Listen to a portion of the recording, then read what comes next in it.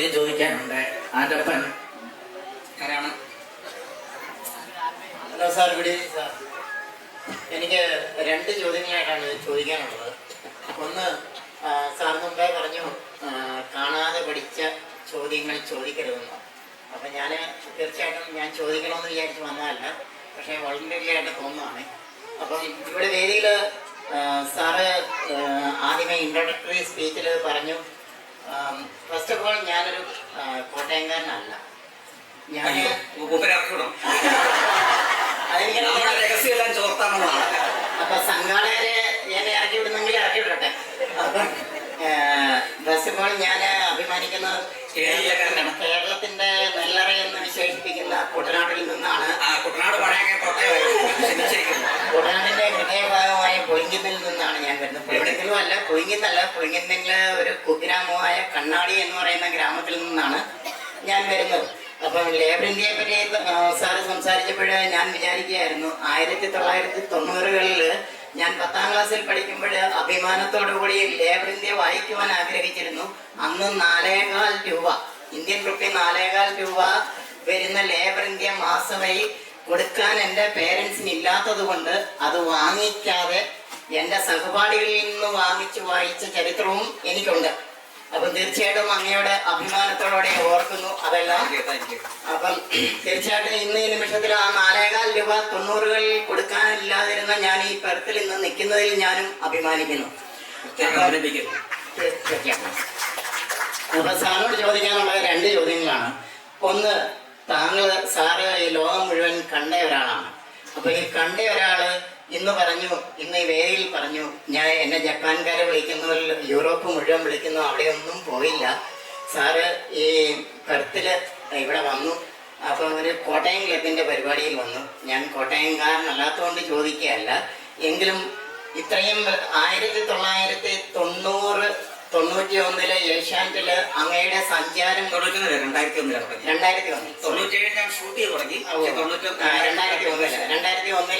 അങ്ങ് സഞ്ചാരം തുടങ്ങുമ്പോൾ മുതൽ അങ്ങയെ സസൂക്ഷ്മം കിട്ടാവുന്ന രീതിയിൽ, എൻ്റെ വീട്ടിൽ TV ഇല്ലായിരുന്നു അന്ന് 2001. ആ 2001 അയൽവക്കങ്ങളിൽ കിട്ടാവുന്ന വീടുകളിലൊക്കെ അങ്ങയുടെ സഞ്ചാരം പ്രോഗ്രാം സസൂക്ഷ്മം വീക്ഷിക്കുന്ന ഒരാളെന്നുള്ള രീതിയിൽ, അങ്ങയെ ബഹുമാനത്തോടെ കാണുന്ന രീതിയിൽ, ലോകം കണ്ട ഒരു വ്യക്തി എന്നുള്ള രീതിയിൽ അങ്ങേ ഒരു മരങ്ങാട്ടുപള്ളിക്കാരനും അല്ലെങ്കിൽ പാലക്കാരനും കോട്ടയംകാരനുമായിട്ട് കൺഫൈൻ ചെയ്യുന്നതിൽ അങ്ങേക്ക് അഭംഗി തോന്നുന്നില്ലേ? അപ്പം രണ്ടാമത്തെ ചോദ്യം അതായത് അങ്ങേ വെറും ഒരു കോട്ടയംകാരനായിട്ട് മരങ്ങാട്ട് പള്ളിക്കാരനായിട്ട് ലോകം കണ്ടിട്ടുള്ള അങ്ങേ വെറും അടുത്ത ചോദ്യത്തിലേക്ക് പിന്നെ പോകാം. അതോ, ഇത് കോട്ടയംകാരുടെ വെല്ലുവിളിയാണ്. അദ്ദേഹം ഉപയോഗിച്ച വാക്ക് കേട്ടോ, വെറും ഒരു കോട്ടയംകാരനായിട്ട്. അത് പിൻവലിക്കാനായിട്ട് അങ്ങേ വെറും കോട്ടയംകാരൻ എന്ന് പറഞ്ഞതിന്റെ അർത്ഥം തന്നെ. അടുത്ത പാർട്ട് അപ്പൊ അങ്ങയുടെ സോഷ്യൽ മീഡിയകളിൽ അങ്ങയുടെ റീസെന്റ് ആയിട്ടുള്ള ഇന്റർവ്യൂകളിൽ എനിക്ക് പലപ്പോഴും തോന്നിയിട്ടുണ്ട്, അങ്ങ് റീസെന്റ് ആയിട്ട് ആന്റി റിലീജിയസ് ആന്റി ഗോഡ് എന്നുള്ള ഒരു രീതിയിൽ എനിക്ക് തോന്നിയിട്ടുണ്ട്. അതെ, എന്റെ കുഴപ്പമാണോ ഇല്ലയെന്ന് എനിക്കറിയത്തില്ല. പൂർണ്ണമായിട്ട് അങ്ങയുടെ കുഴപ്പമാണ്. ദൈവത്തിന്റെ കുഴപ്പം തീരെയല്ല, എന്റെ കുഴപ്പം ഒട്ടുമല്ല. അപ്പൊ അങ്ങേക്ക് തോന്നണ്ടേ, ഞാൻ എനിക്ക് ചെറുപ്പകാലത്തിൽ കിട്ടിയിരിക്കുന്ന രീതി അനുസരിച്ച്, എൻ്റെ നാട്ടിൽ നിന്ന് കിട്ടിയിരിക്കുന്ന രീതി അനുസരിച്ച് ഞാൻ അങ്ങ് കുട്ടനാട്ടിൽ നിന്ന് കയറി ഈ പെർത്തിലേക്ക് വന്നപ്പോഴത്തേക്ക് എൻ്റെ മതവും എല്ലാമായിട്ടാണ് ഞാൻ വന്നിരിക്കുന്നത്. അപ്പൊ തീർച്ചയായിട്ടും അതുമെല്ലാം പൊക്കിപ്പിടിച്ചോണ്ടാണ് ഞാൻ വന്നിരിക്കുന്നത്. അപ്പൊ അങ്ങയുടെ ഈ റീസെന്റ് ആയിട്ടുള്ള ഇന്റർവ്യൂകളൊക്കെ കാണുമ്പോൾ എന്നെ വഴിപിഴപ്പിക്കുന്നുണ്ടോ എന്ന് എനിക്ക് തോന്നുന്നു. പുറത്തിൽ വന്ന് നിങ്ങൾ ബാക്കി കാര്യത്തിലൊക്കെ പിഴച്ചതിനൊക്കെ കൂടുതലൊക്കെ ഞാനായിട്ട്.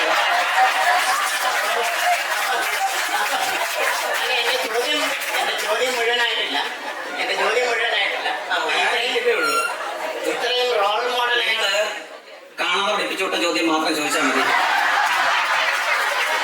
അപ്പൊ ഇത്രയും റോൾ മോഡലായിട്ട് ഞങ്ങളൊക്കെ കരുതുന്ന സാറ് ഇങ്ങനെ പൊതുവേദിയിൽ നിന്ന് പറയുമ്പോൾ ഞങ്ങൾക്ക് കൺഫ്യൂഷൻ ഉണ്ടാകുന്നു.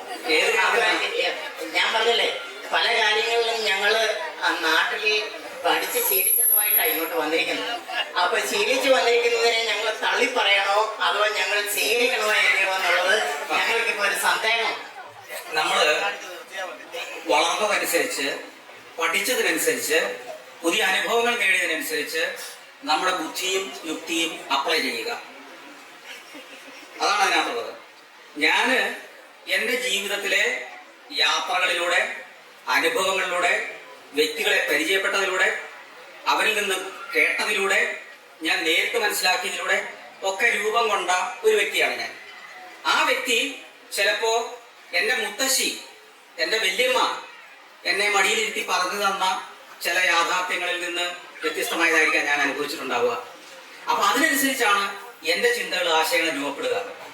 നമ്മള് ഏത് ആള് എഴുതിയതായാലും നമ്മൾക്ക് അനുഭവപ്പെട്ടതും നമ്മുടെ ചിന്താശേഷിക്കും ബുദ്ധിക്കും യുക്തിക്കും നിരക്കാത്തതുമായ കാര്യത്തിൽ വിശ്വസിക്കാതിരിക്കുക. എന്നാൽ അത് വിശ്വസിക്കുന്ന ആളുകളെ നമ്മൾ നിരുത്സാഹപ്പെടുത്തുകയോ അധിക്ഷേപിക്കുകയോ ചെയ്യേണ്ടതില്ല. നിങ്ങൾക്ക് എന്താണോ ശരി എന്ന് തോന്നുന്നത് ചെയ്യാനുള്ള അവകാശം ലോകത്തെല്ലാ മനുഷ്യരും കൊടുത്തിട്ടുണ്ട്. അപ്പോൾ എനിക്ക് എന്താണ് കുറെ കൂടെ മെച്ചം എന്ന് തോന്നുന്നത്, അല്ലെങ്കിൽ എൻ്റെ ചോദ്യങ്ങൾക്ക് ഉത്തരം തരുന്നത് ഏത് എന്ന് തോന്നുന്നത് ചെയ്യുക എന്നുള്ളതാണ്, അല്ലെങ്കിൽ പ്രവർത്തിക്കുക എന്നുള്ളതാണ് എനിക്ക് വേണ്ടത്. എന്നതുകൊണ്ട് ഇപ്പൊ വിശ്വാസത്തെ കുറിച്ചൊക്കെ പറഞ്ഞത്, ഞാന് എൻ്റെ ഒരു ഈശ്വര വിശ്വാസം പുലർത്തുന്ന ഒരാളാണ്. ഞാൻ പല ഇന്റർവ്യൂകളും പറഞ്ഞിട്ടുണ്ട്. നിങ്ങൾ നിർഭാഗ്യവശാൽ കേട്ടത് അതിനകത്തെ കുഴപ്പം പിടിച്ച ഭാഗം മാത്രം. അതാണ്. വേറെ ചില ഭാഗങ്ങളില് ഇപ്പോ കൃത്യമായിട്ട് എന്താണ് നമ്മള് ചില കാര്യങ്ങൾ ചെയ്യുന്ന പ്രവർത്തനങ്ങള്, ഈശ്വര ആരാധന എന്ന് പറയുന്നത് എന്താണെന്ന് നമ്മളെയൊക്കെ പഠിപ്പിച്ചിട്ടുണ്ട്. അത് എത്ര സമയം നിങ്ങൾ പള്ളിയിൽ ചെലവഴിക്കുന്നു എന്നതല്ല, നിന്റെ സഹോദരനിൽ, നിന്റെ അയൽക്കാരനിൽ ഈശ്വരനെ കാണാൻ കഴിയാത്തവൻ ഈശ്വരനെ തേടി നടക്കുന്നു എന്ന് പറയുന്ന വിരോധാഭാസം നമ്മൾ നടത്തുന്നത്. ആവേലച്ചൻ ഒരു പാട്ട് എഴുതിയിട്ടുണ്ട്, നിങ്ങൾ പണ്ടൊക്കെ പാടിയിട്ടുള്ളതായിരിക്കാം. ഈശ്വരനെ തേടി ഞാൻ അലഞ്ഞു. ഒടുവിൽ നിങ്ങൾ എവിടെയാ കണ്ടെത്തി? ഇത് എഴുതിയത് ആബേലച്ചൻ എന്ന് പറയുന്ന മഹാനായ ഒരു പുരോഹിതനാണ്. ഒടുവിൽ ഞാൻ എന്നിലേക്ക് തിരിഞ്ഞു, അവിടെ ഞാൻ കണ്ടെത്തി എന്റെ ഉള്ളിലാണ് ഈശ്വരൻ. അപ്പൊ ഞാൻ പറഞ്ഞത്, ഇത്രയും മഹാനായ മനുഷ്യൻ എഴുതിയിട്ടും ഈ നാട്ടിലുള്ള ഒരാൾക്കും ഈശ്വരൻ എവിടെയാണെന്ന് കണ്ടുപിടിക്കാൻ കഴിഞ്ഞില്ലെങ്കിൽ നിങ്ങളുടെ ഉള്ളിൽ തന്നെയാണ് ഈശ്വരൻ. നിങ്ങളിലേക്ക് തിരിഞ്ഞു നോക്കുകയും നിങ്ങളിലേക്ക് തിരിയുകയും നിങ്ങളുടെ ചിന്തകളിലേക്ക് തിരിയുകയും നിങ്ങളെ തന്നെ ഷാർപ്പൻ ചെയ്യുകയും ചെയ്യുക. അതിന് നിങ്ങൾക്ക് പ്രാർത്ഥന ആവശ്യമാണെങ്കിൽ പ്രാർത്ഥിക്കണം, ധ്യാനം ആവശ്യമാണെങ്കിൽ ധ്യാനിക്കണം. നിങ്ങളുടെ മനസ്സിന് കരുത്ത് തരുന്നതിനാണ് ഈ പ്രാർത്ഥന എന്ന് പറയുന്നത്. അല്ലാതെ ആരെങ്കിലും എന്തെങ്കിലും എഴുതി വെച്ചൊരു സാധനം കാണാതെ പഠിച്ച് ബോധവും ആദവും ഇല്ലാതെ, ചിന്തയില്ലാതെ പുറത്തേക്ക് വമ്മിപ്പിച്ചുകൊണ്ട് നടക്കുന്നതിനല്ല ഈശ്വരൻ പ്രാർത്ഥന എന്ന് പറയുന്നത്. ഭാഗവതായ കുറെ ആചാരങ്ങള് അർത്ഥശൂന്യമായി അനുവർത്തിച്ചു പോകുന്ന എന്തിനാ ചെയ്തതെന്ന് പോലും അറിയത്തില്ലാതെ പള്ളിയിൽ പോയി വായും പൊളിച്ചു നിന്നിട്ട് തിരിച്ചു പോരുന്നതിനല്ല ഈശ്വരവിശ്വാസം എന്ന് പറയുന്നത്. നിങ്ങളുടെ ഉള്ള സമൂഹത്തിലെ ഒരു സാധാരണക്കാരനെ സഹായിക്കാൻ കിട്ടുന്ന അവസരത്തിൽ പുറംതിരിഞ്ഞു നിന്നിട്ട് നിങ്ങൾ ലുത്തിനിയ ചെല്ലുന്നതിനല്ല ഈശ്വരവിശ്വാസം എന്ന് പറയുന്നത്. ഇത് തിരിച്ചറിയാൻ കഴിയണമെങ്കിൽ നിങ്ങൾ കണ്ണു തുറന്ന് ലോകത്തിലേക്ക് ഇറങ്ങണം. മനുഷ്യന്റെ യാതനകളും വേദനകളും അവിടെ നടക്കുന്ന പ്രശ്നങ്ങളും കാണണം. അതിന് പരിഹാരം കാണുന്നത് ആരാണെന്ന് തിരിച്ചറിയണം. അപ്പോ 30 വർഷത്തോളം ലോകത്തിലൂടെ അലഞ്ഞു നടന്ന് നിങ്ങൾ കരുതുന്ന പോലെ ഇന്ന് വന്ന പോലെ ഒരു കാറിലല്ല ഞാൻ പലപ്പോഴും പോയിട്ടുള്ളത്. പ്രാദേശികമായ വാഹനത്തിലും വെയിൽ കൊണ്ടും മഴ നനഞ്ഞും ഒക്കെ ഉണ്ടാക്കിയ ഒരു സഞ്ചാരത്തിന് വേണ്ടി ഞാൻ നടക്കുമ്പോൾ മനുഷ്യനെ കാണുകയായിരുന്നു, ജീവിതം പഠിക്കുകയായിരുന്നു, അനുഭവിക്കുകയായിരുന്നു. ഹിമാലയ സാനുക്കളിലും അങ്ങ് മരുഭൂമികളിലും ഒക്കെ ഞാൻ പറഞ്ഞല്ലോ 151 രാജ്യം കഴിഞ്ഞിട്ടാണ് ഇവിടെ അനൗൺസ് ചെയ്ത് തെറ്റിപ്പോയി. അവർ ഗൂഗിളിൽ നിന്ന് എടുത്ത വിവരം 31, അത് 5 കൊല്ലം മുമ്പത്തെ കഥയായിരുന്നു. 151ാമത്തെ രാജ്യമായിട്ട് ഐസ്ലാൻഡിൽ കഴിഞ്ഞ 2 ആഴ്ച പോയിട്ടാണ് ഞാൻ പറഞ്ഞിരിക്കുന്നത്. 151 രാജ്യത്ത് 30 വർഷമായിട്ട് പഠിക്കാൻ വേണ്ടി മാത്രം സഞ്ചരിക്കുന്ന ഒരാൾക്ക് ഒരു ബോധം ഉണ്ടായിട്ടില്ലെങ്കിൽ ഈ പണിയൊക്കെ നിർത്തേണ്ട സമയം കഴിഞ്ഞിട്ടില്ലേ ഞാൻ? അത്രേ ഉള്ളൂ.